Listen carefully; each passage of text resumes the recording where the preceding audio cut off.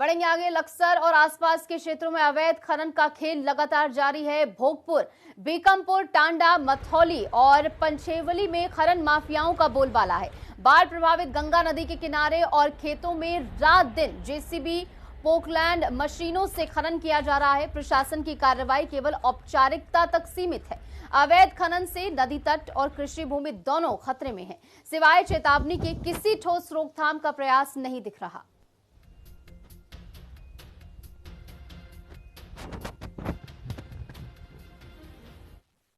सरकार भले ही अवैध खनन पर रोक लगाने की बात करती हो, लेकिन सच्चाई उसके उलट है।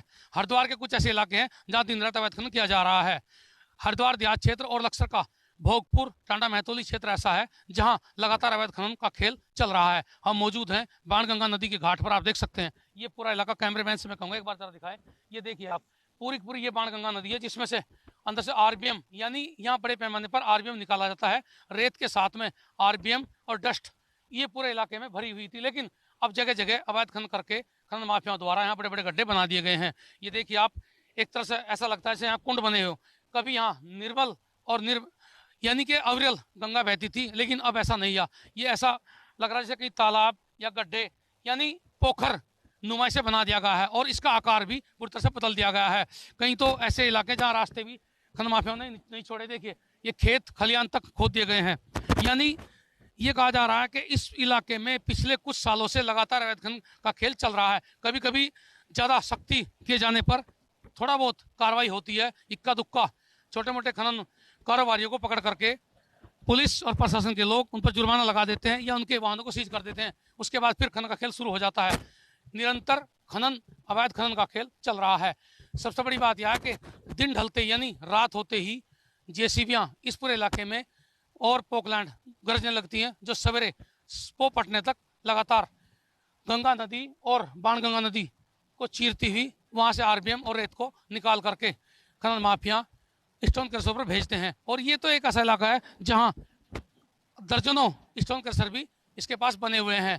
यानी सीधे सीधे खनन माफियाओं को अवैध खनन करना है, खनन सामग्री को अपने वाहनों से भरकर और स्टोन क्रशर पर या स्टॉक पर डालना है। चंद घंटों में ही वायरे के नारे किए जा रहे हैं।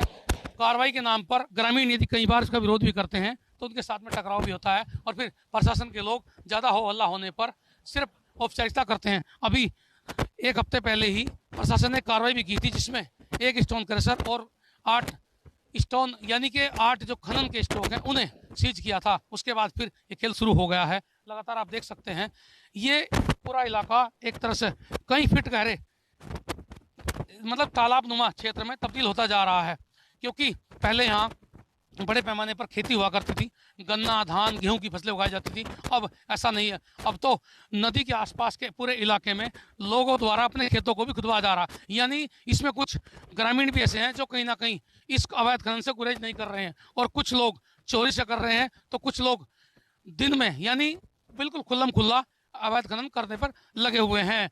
अब ये कब बंद होगा ये तो पता नहीं है, लेकिन फिलहाल कहीं ना कहीं ये तो कहा जा सकता है कि अवैध खनन को इसमें प्रशासन और पुलिस प्रशासन, सरकार सबका संरक्षण प्राप्त है।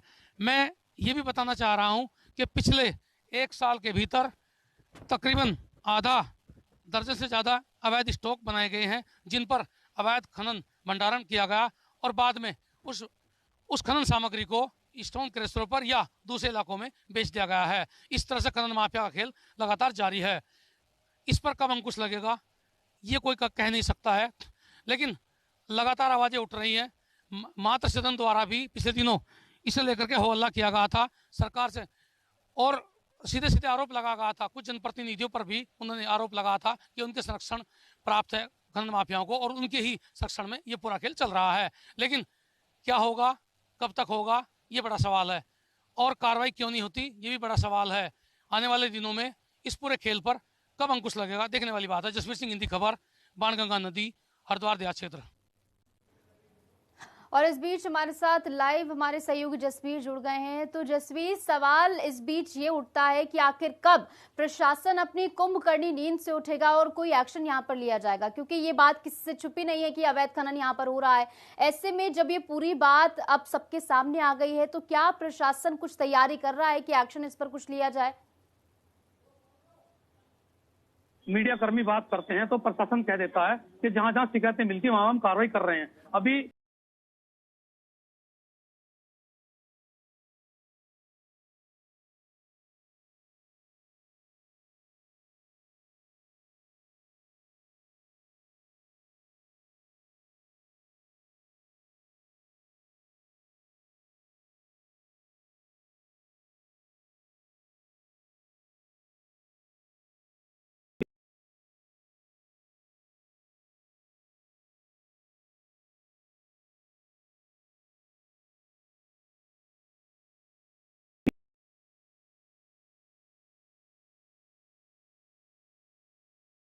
रहा, इसका मतलब ये है कि कुछ लोगों को पकड़कर तो हल्का फुल्का जुर्माना कर दिया जाता है।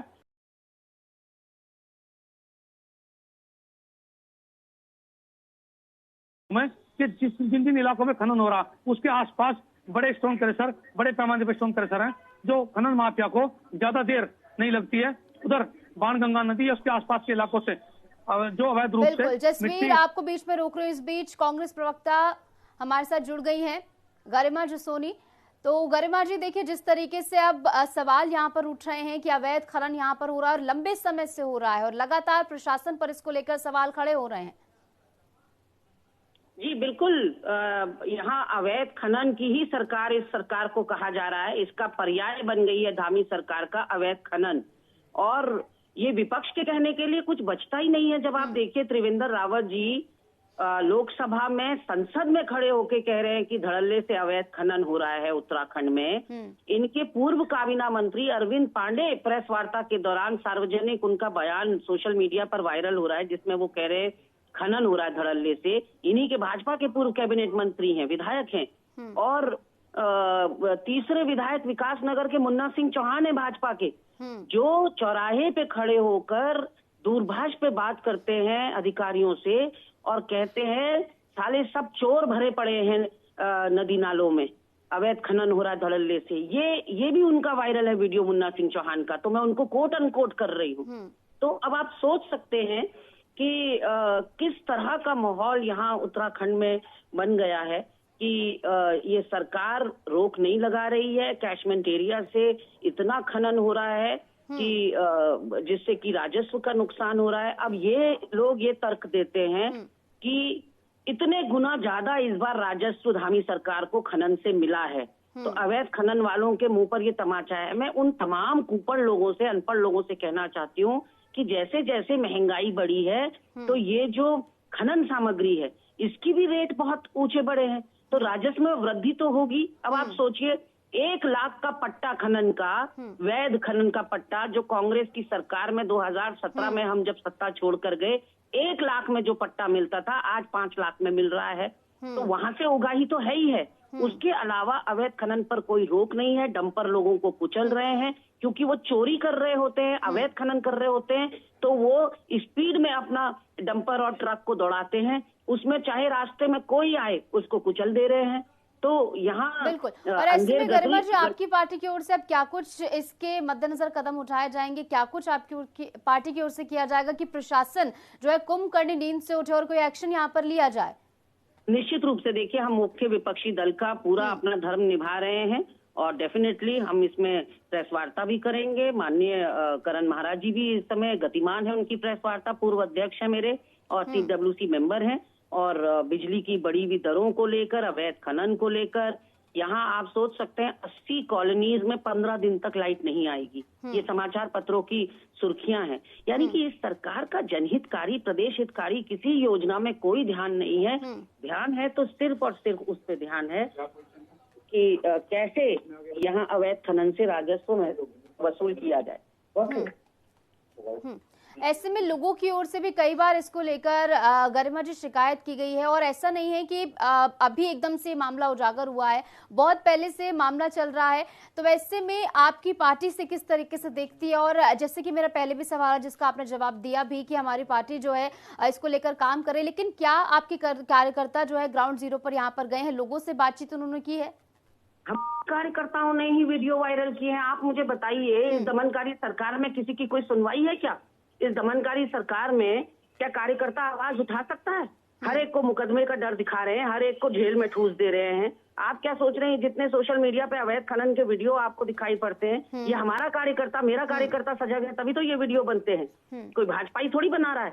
तो कहीं ना कहीं हमारा कार्यकर्ता जो उसका धर्म है वो निभाने का पूरा प्रयास कर रहा है, लेकिन इस सरकार में क्योंकि गुंडागर्दी अपने चरम पर है, मैंने जैसा कि कहा, ये अवैध खनन चोरी करने वाले, जो सामग्री ले जाने वाले हैं, वो रास्ते में जो आ रहा है उसको कुचल रहे हैं। तो यहाँ तो अंधेर नगरी और चौपट राजा की कहावत जो है वो चरितार्थ हो रही है।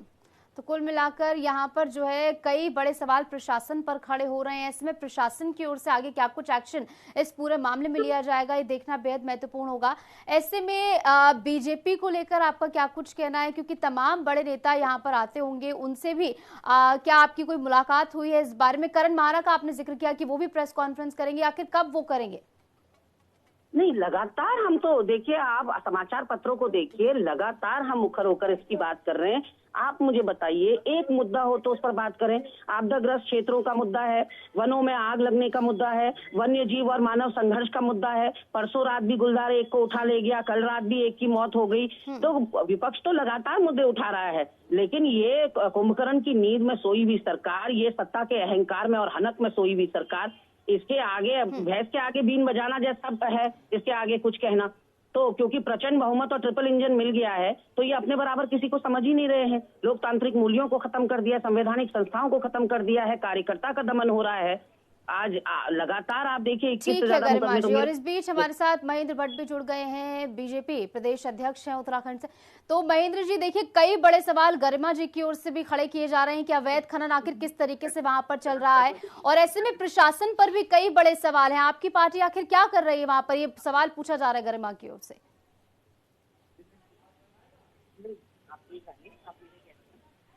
महेंद्र जी, मेरी आवाज आप तक पहुंच रही है? एक बार फिर से प्रयास करेंगे महेंद्र जी से जुड़ने का। गरिमा जी, आप मेरा नाम सुन के भाग गए एंकर महोदया जी। महेंद्र भट्ट जी मेरे सामने नहीं बोलना चाह रहे, वो मेरा नाम सुनकर भाग गए।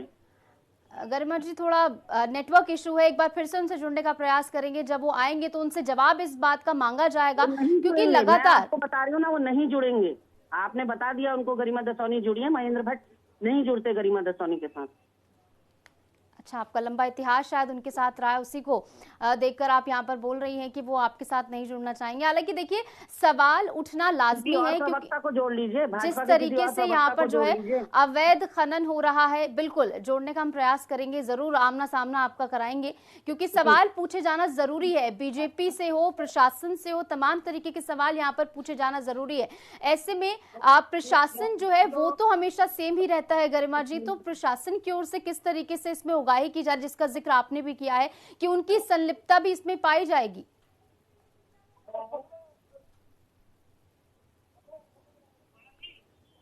गरिमा जी, मेरी आवाज आप तक पहुंच पा रही है? हाँ, बताइए प्रशासन को लेकर आपका क्या कुछ कहना है, क्योंकि अधिकारी तो वही रहते हैं, ऐसे में प्रशासन की संलिप्तता इसमें किस तरीके से?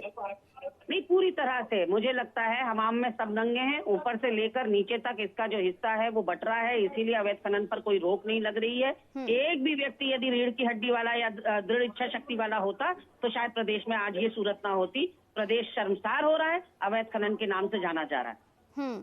बिल्कुल, ये वो सवाल हैं जो कि लाजमी है उठना, और लोग जो वहां पर मौजूद है, जो लोग वहां पर इस संकटों से जूझ रहे हैं, उनकी ओर से भी लगातार प्रशासन को इस बारे में इत्तला कराया गया है, बार बार इस बारे में जानकारी उन तक साझा की गई, लेकिन इसके बावजूद कोई बड़ा कदम आखिर क्यों नहीं उठाया जा रहा है? इसके पीछे एक बड़ा फैक्टर यही लगता है कि प्रशासन भी इसमें पूर्ण रूप से इन्वॉल्व है। इसको लेकर जो है बातें लगातार सामने आ रही हैं। ऐसे में गरिमा जी, अब इसका निजात किस तरीके से निकलेगा, क्या आप देखते हैं इसका सॉल्यूशन?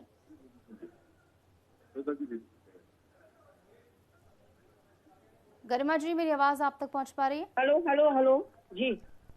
ठीक है गरिमा जी, तो कुल मिलाकर पूरी जो सिचुएशन यहाँ पर कुछ इस प्रकार है कि अवैध खनन यहाँ पर धड़ल्ले से चल रहा है, खनन माफियाओं पर कोई बड़ा एक्शन यहाँ पर नहीं लिया जा रहा है। आपने कांग्रेस प्रवक्ता को सुना, किस तरीके से हमलावर होती हुई वो नजर आई, और गरिमा जी, बहुत बहुत शुक्रिया, आप हमारे साथ जुड़ी और इस मसले पर आपने हमारे साथ चर्चा की है। जसवीर, एक बार फिर से आपके पास लौटते हुए, जसवीर, लगातार विपक्ष की ओर से इस बात को लेकर सवाल उठाए जा रहे हैं कि आखिर क्यों प्रशासन यहाँ पर काम नहीं कर रहा है, बीजेपी पर लगातार हमलावर है, तो प्रशासन आखिर कब जगेगा, ये बड़ा सवाल है। ऐसे में अब किस तरीके से बीजेपी की ओर से क्या कोई आश्वासन सामने आया है इसको लेकर कि कोई कदम उठाया जाएगा प्रशासनिक तौर पर, या फिर वो खुद आकर यहाँ पर जायजा लेंगे हालातों का? देखिए, अवैध खनन के मामले में जब भी बीजेपी के किसी बड़े पदाधिकारी यानी संगठन या फिर सरकार के किसी मंत्री या उनसे जुड़े लोगों से बातचीत होती है तो साफ तौर पर कहते हैं कि हमारी सरकार तो जीरो टॉलरेंस की नीति पर काम कर रही है। लेकिन सवाल सबसे बड़ा ये है कि आखिर सड़कों पर जो वाहन दौड़ रहे हैं, नदियों में जो जेसीबी चल रही है और जिन पर अवैध खनन सामग्री लादी जा रही है, ढोई जा रही है, बेची जा रही है, वो कहां से आ रहे हैं? फिर तो वो कहीं ना कहीं पल्ला झाड़ने वाली स्थिति या फिर कोई भी इस बात पर मुकम्मल जवाब देने को तैयार नहीं होता है। बिल्कुल जसवीर, और देखना बेहद महत्वपूर्ण होगा आगे क्या कुछ कार्रवाई इस पूरे मामले में होगी। ऐसे में सीएम भगवंत मान